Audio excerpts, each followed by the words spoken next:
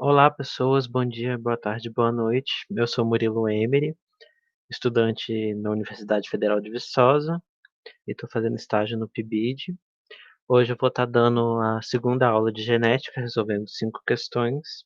Vamos para a primeira. Aqui na questão 1 é sobre Mendel. Com base nos experimentos de plantas de Mendel, foram estabelecidos 3 princípios básicos, que são conhecidos como leis da uniformidade, segregação e distribuição independente. A lei da distribuição independente refere-se ao fato de que os membros de pares diferentes de genes segregam-se independentemente um dos outros para a prole. Hoje, sabe-se que isso nem sempre é verdade. Por quê? A. A distribuição depende do caráter de dominância ou recessividade do gene. B. Os organismos nem sempre herdam cada um dos genes de cada um dos genitores. C. As alterações cromossômicas podem levar a falhas na segregação durante a meiose. D. Os genes localizados fisicamente próximos no mesmo cromossomo tendem a ser herdados juntos. E. O cromossomo que contém dois determinados genes podem não sofrer a disjunção na primeira fase da meiose. Essa questão é uma questão bem conceitual, que você precisa de saber um pouco da matéria, e sobre a segunda lei de Mendel, que fala que ter dois pares de genes diferentes podem estar em um mesmo cromossomo. E eles podem se manifestar de forma independente ou pode se manifestar juntos, que aí entra o conceito do linkage. E o que é esse linkage? Refere quando os genes estão fisicamente ligados em um único cromossomo. Aí com isso a gente chega na resposta, que seria a letra D, que os genes localizados fisicamente próximos do mesmo cromossomo tendem a ser herdados juntos.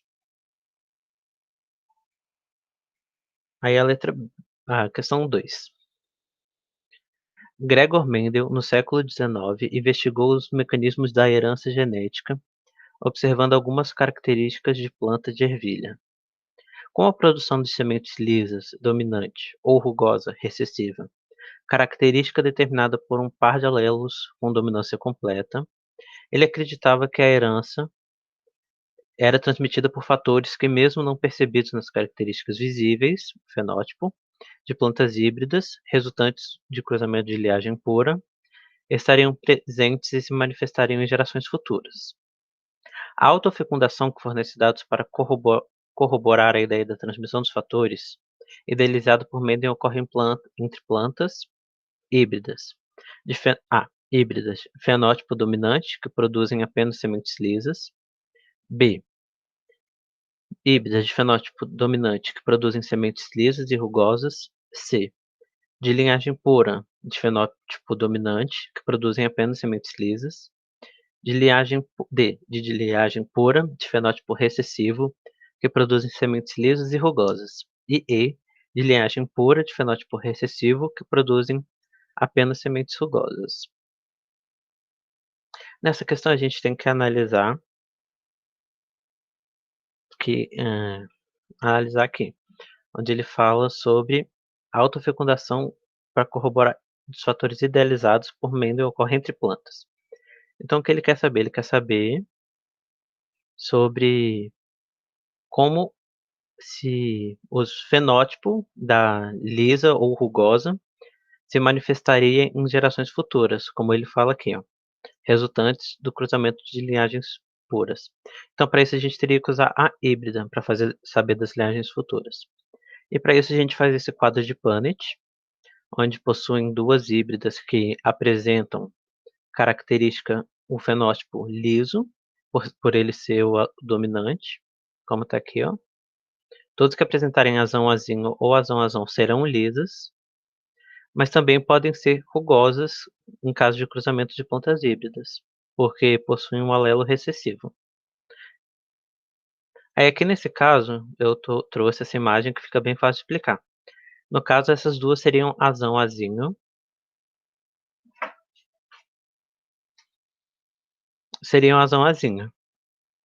as duas. Aí cruzando, a gente vai dar 75% lisa, que seriam essas, e 25% rugosa. Aí com isso a gente chega na resposta.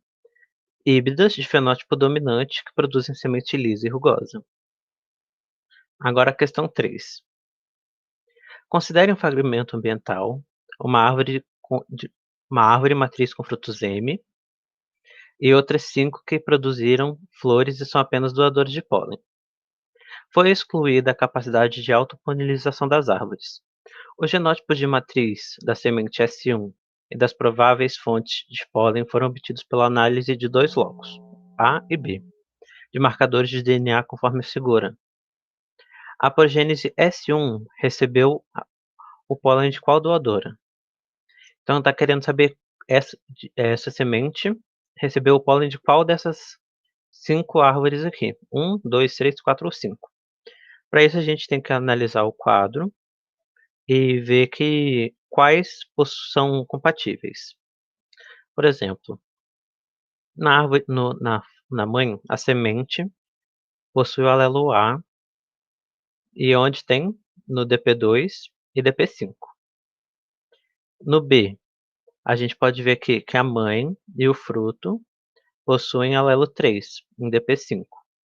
Como o DP5 repete nos 2 locos, a gente consegue chegar na resposta de que a progênese recebeu o pólen de DP5, que DP5 foi a doadora de pólen para a semente S1.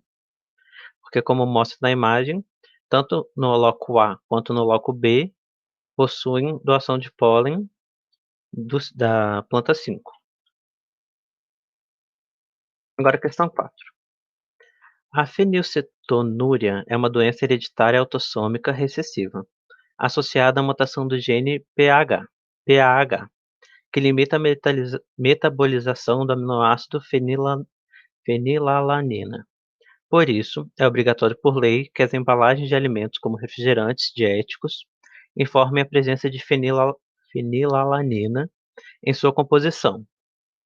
Uma mulher portadora de mutação para o gene PAH tem 3 filhos normais, com um homem normal, cujo pai sofria fenilcetonúria, devido à mesma mutação do gene PAH, encontrada em um dos alelos da mulher. Qual a probabilidade da quarta criança gerada por esses pais apresentar fenilcetonúria? Como aqui na questão fala que a doença é recessiva e que a mãe possui, ela é afetada por essa mutação, ela seria a azão-azino. E na questão fala sobre o pai do homem possuir a mutação que sofria de fenilcetonúria, né. Então o pai também seria azão-azino. E com isso, a gente chega nesse quadro de Punnett. Aqui eu evidenciei o alelo recessivo em vermelho, para ficar mais fácil de identificar, onde a mãe é azão-azino, pois ela possuía a mutação, e o pai é azão-azino, que também ele não sofria da mutação, pois ela é recessiva. E quando eles tiveram 3 filhos, provavelmente foi azão-azão, azão-azino e azão-azino, onde não expressa a doença, por ela ser recessiva. Aí já no quarto filho seria azinho-azinho. E aí a gente faz a conta. Azão-azão é 1/4. Azão-azinho é 2/4. Aí é 25%, 50%, acaba sobrando 25%. E a gente chega na resolução de que a probabilidade seria de 25% do quarto filho apresentar fenilcetonúria.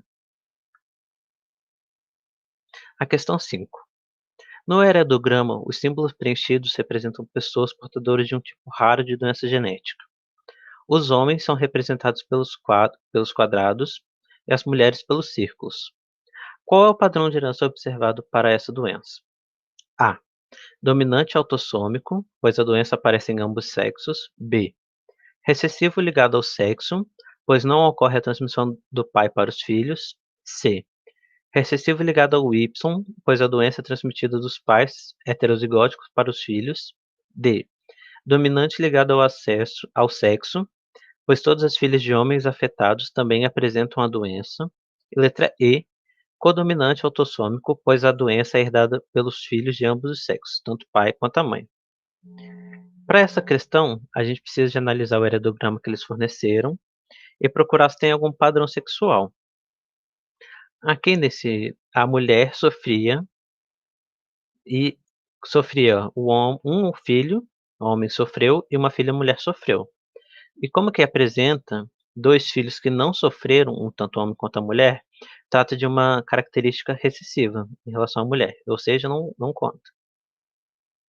Mas aí chega aqui nesse filho que sofreu da doença.